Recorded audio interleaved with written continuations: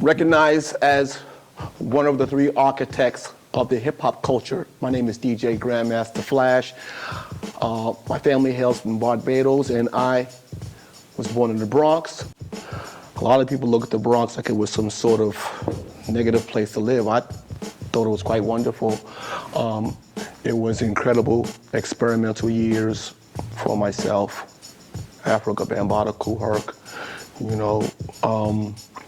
it's pretty interesting. Now, in my family, there were some members that used to listen to Latin, like Tito Puente, then we had, my mother was into Earl Fitzgerald, my dad was into Miles Davis, one of my sisters was into like the Jacksons and the Motown sound, so we had all these kaleidoscopic sounds in the house. I was pretty blessed to hear, all these different sounds. I used to watch my father come home from work and how he would relax as he would go into this closet and he would bring out these thin black discs and he would take it over to this wooden box in the living room and he would turn on this box and it was this little red light at the bottom. Just used to intrigue me. And he made this a routine every day he came home from work. So after a while, I says, wow, I'd like to see what it was that he did. So sometimes he would do it. I would go in there and watch him turn the stereo on, put the black disc on, and put this arm thing on, and music used to come out of this box. Wow. My father used to work for the Long Island Railroad. He was a trackman. And he had these tools in a pouch. And he would get up at about 6:30 in the morning and he'd make his coffee and he'd do what he had to do. And before he would open the door, and this was a routine of his, he would throw the pouch over his shoulder and I would hear the clink. I hear the door open, I hear the door close. Then this is where the adventure began. I would go to the kitchen, grab a chair, and I would tiptoe up so that I can grab the knob, open up the closet, grab a black disc, crawl over to the stereo, operate it, turn it on till I seen a red light, put the arm down, and play music. But then eventually, he started wondering, because he was very meticulous on how he kept his records,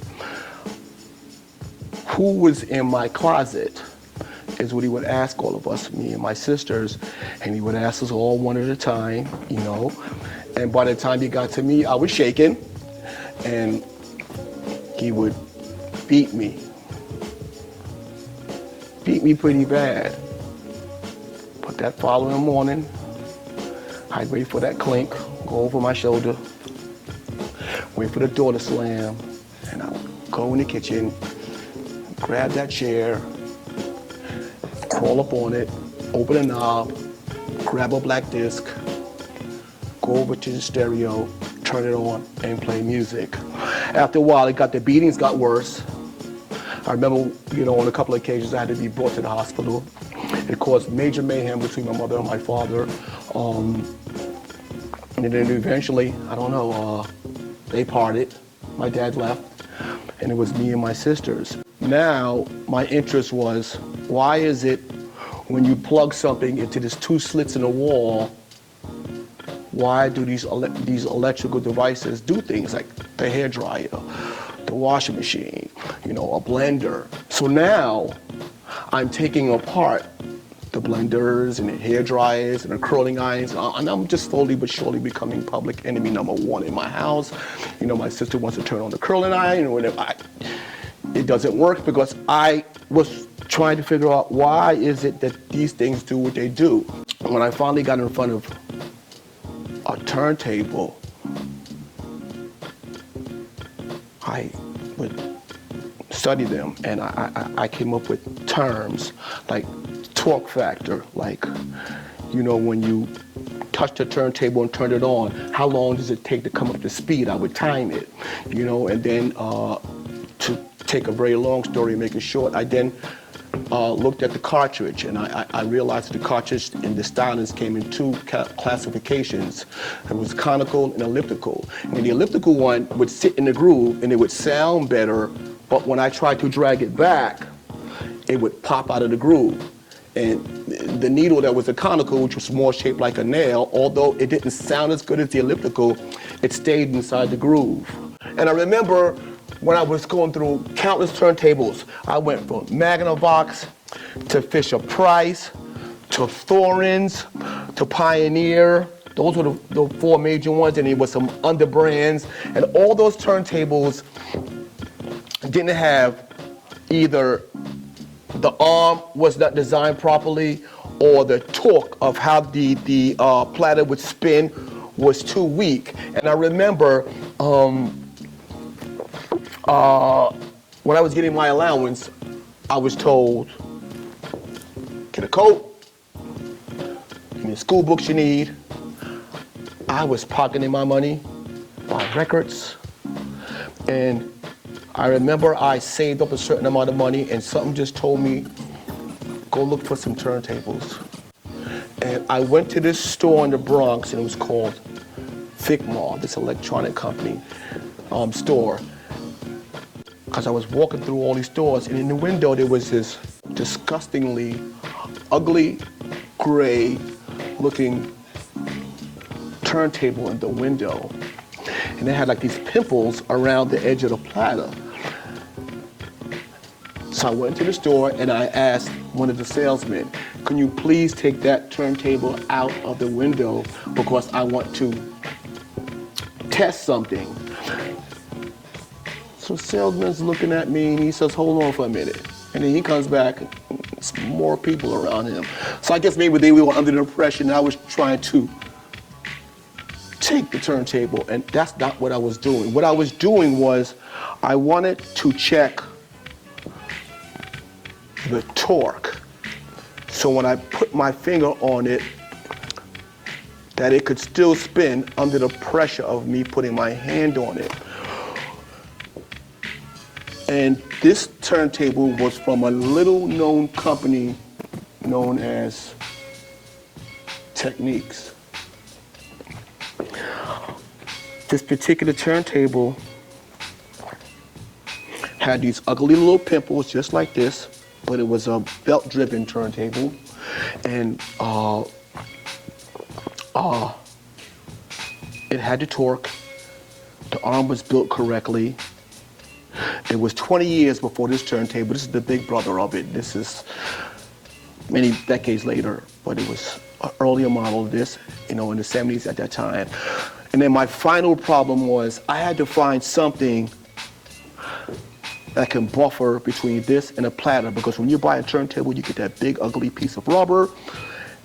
So when I had that rubber on there and I would put the record on it and I tried to move it back, the platter would stay absolutely still because rubber does that. That's one of the properties of rubber. So my mother was a seamstress, and so I was able to go into a store because I used to watch her make clothing. So I would touch polyester, and I would touch silk, and I would touch cotton, and I would touch all these things. And then I went to this aisle and I touched felt. And I remember that when I was in arts and craft, we would make like things with this. It was quite limp. So what I asked the person, the person in the store, is to cut out 2 pieces of this felt, the size of a record. And I took it home, and I took my mother's spray starch. I turned the iron all the way up high, and I ironed it, and I ironed it, and I ironed it. Now I had a wafer. Today they call it a slip mat, but this didn't exist then. I was able to take the wafer, put it on top of this with the proper turntable, with the proper torque, with the proper needle, and then I had to find a device that would allow me to control 2 turntables for an audience. So the biggest problem I had was I needed to pre-hear the turntable that wasn't playing to the audience so that I can do what was going on inside my head. So I came up with this concept called the peekaboo system. And the peekaboo system was 1 single pole double throw switch, 2 RCA outputs and some wiring and an external amplifier. And I was able to tap by cutting the jacks, and I would tap into each turntable and plug it into the RCA input and then wire it through the double pole single throw switch so that in the center it would be off. But when I clicked it to the left, I can hear the left turntable and you can't. So when this one became audible to the audience, I can click it 2 times to the right and I can hear this turntable. And the next problem was finding the records. This is where a square peg into a round hole came into fruition for me, and where the media at large would put black music here, white music here, rock here, and pop here, and jazz here, and blues here, and funk there. I said to myself, that doesn't make sense to me. So the key thing is to take all these different tracks and make them all one song. Blend this black song into this white song, and this foreign song into this American song, and this song, and make them all just one big song. And in doing that, I had to start searching for records with amazing drum breaks. And in finding this, some of the drum breaks were extremely short, like 10 seconds, 15 seconds, which was probably fired up my disgust for the way records were made, because the best part of the song is when the drummer played alone. The rest of the band I wasn't really too concerned with. So I had to buy duplicate copies of these particular songs. Now the ideas that was going on inside my head were now beginning to come together. With every great song, my analogy is a great part. So what I did was,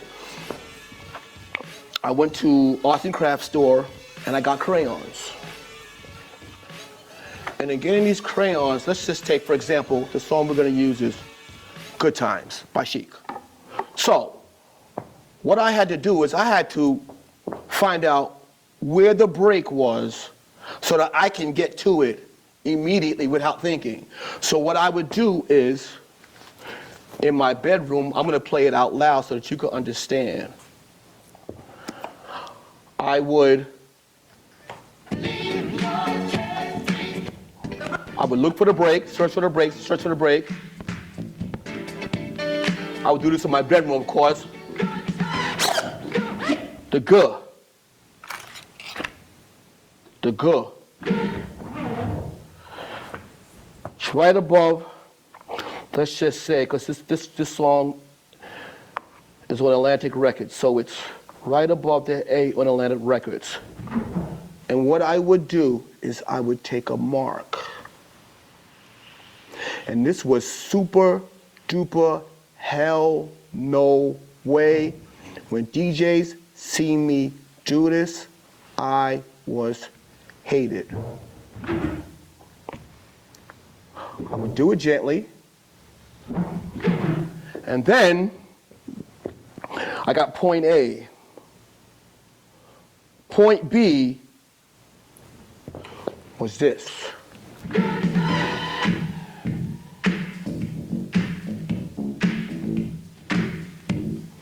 So now I have the neighborhood, which is circular, and I have the point of start.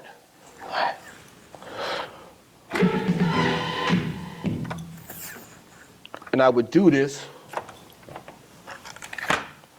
on both sides.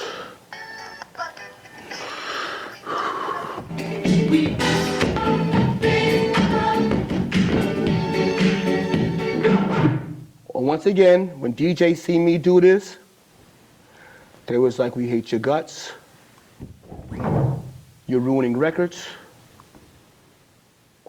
Who the do you think you are? And I would mark it.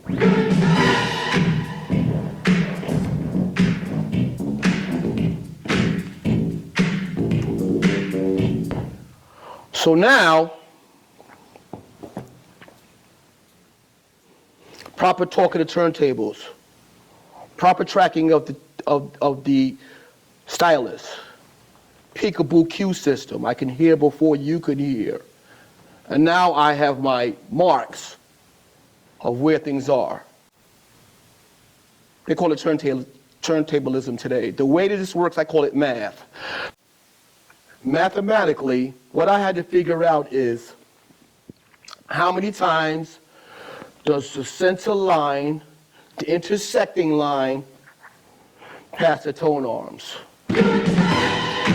1, 2, 3, 4. No headphone. 1, 2, 3, 4.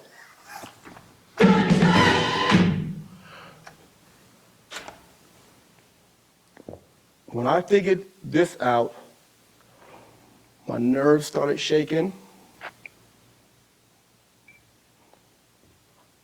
After all the years and all the beatings,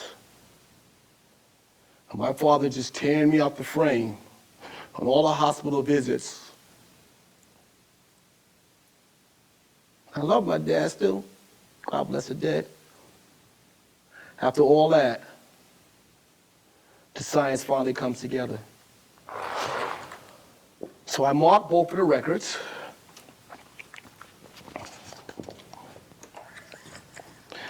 And it ends up, and the science is done like this. We're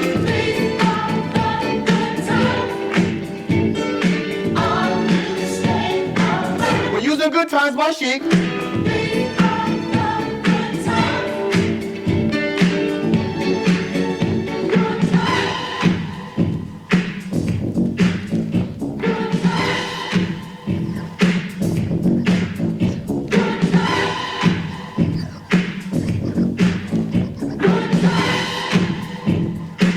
If I want you to speed it up.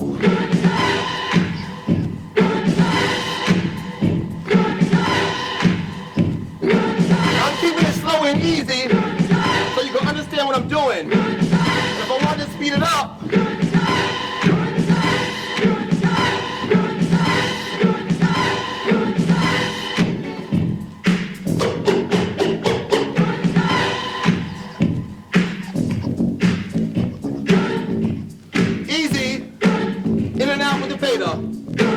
in and out with the beta, percussively, in and out with the beta.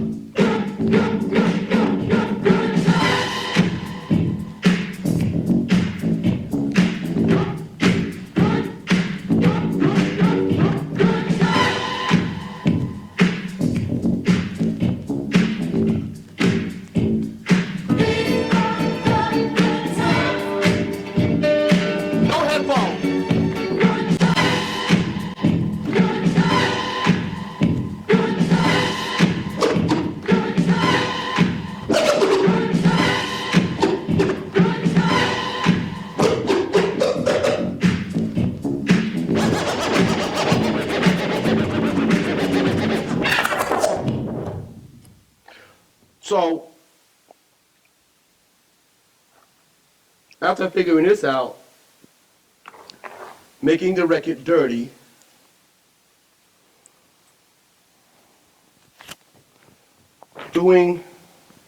breaking all the laws possible to what DJs were doing in the 70s.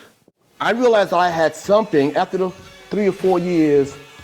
I remember my buddy used to knock on the door, like, you coming outside to play, man? You know, we got the marijuana, you know, we got, you know, the alcohol, and then we got the chicks. We're gonna go wild out. And I remember just saying, listen, I'll meet you all there. I'll meet you all there. I'll meet you all there. I'll meet you all there. And they stopped knocking on the door, and then after those 3 or 4 years, I remember calling up my best friend, Easy Mike, and I says, you really have to come to my house. I need to show you something. And this was 3 o'clock in the morning.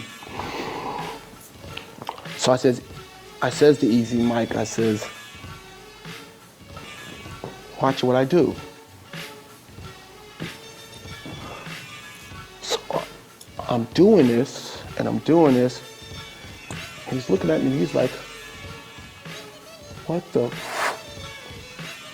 is this? I says, well, Mike, this is what I was doing when I wouldn't come outside to the basketball court and I wouldn't, hang out with you guys and all this kind of stuff. This is what I was in my bedroom trying to figure out. So I would do it and I would do it and I would do it. He's like, you have something there. And even at that point there, I didn't really so much think about how big or little it was. I decided that I'm going to go to my neighborhood park and play some music. And the problem was I have to plug all these devices in. So what I had to do is go to a neighborhood park and I would look at the street lamp. And the street lamp, the way it was designed, is it would turn on at dusk, is it? Around 5, 6. The lights would turn on because it's about to get dark. So what I had to figure out is to break the metal door and find a way to go before the timer, cut off the head of the extension cord, make the bare wires, tie it in, put black tape around it, close the cover, run the extension cord into the park so that I can plug in. And after doing that research, then it was block parties. And I remember doing these affairs. I think what was cool about it is the police officers, they didn't have to work because everybody was corralled in this park and they would be jamming with me all night. Some of the biggest drug dealers who were gentlemen, some of the biggest gangsters, all gentlemen and grandmothers and babies. So all ages of people were coming to these block parties, So from the block parties, then the word got out. It's this kid named Flash that does these things with the record that's never been seen or done before. The next thing was I was trying to get a DJ job in a club. And the word had already went around that he ruins records. He puts his hands on the records, and I remember becoming friends with some DJs that had jobs in clubs already. And he was like, Flash, man, I'm gonna lose my job, man, if I, do this. I never forget the first DJ that let me get on the turntables at someone else's party was a gentleman by the name of Reggie Wells, and the club was called 371. And the top DJ at that time was DJ Hollywood. And he was the very first one that convinced Hollywood to let me get on. And then from there, a major influence who gave me a chance to rock an entire party was Pete DJ Jones, and he was a huge disco DJ. And he would tell me, he said, son, bring them break records that you did in the park that I seen you do, and bring them to my party. I'm like, you want me? And like, he was the type DJ, Pete Jones was the type DJ that played like Disco Inferno and Donna Summers, real disco DJs. So he was saying to me, bring them breaks that you play. And when I bought the breaks that I play, flipped the room upside down. And from there, now club owners was trying to find me. You know, he played with P. Jones, and we need to get you here, there, and, you know, and I guess the rest is sort of like history.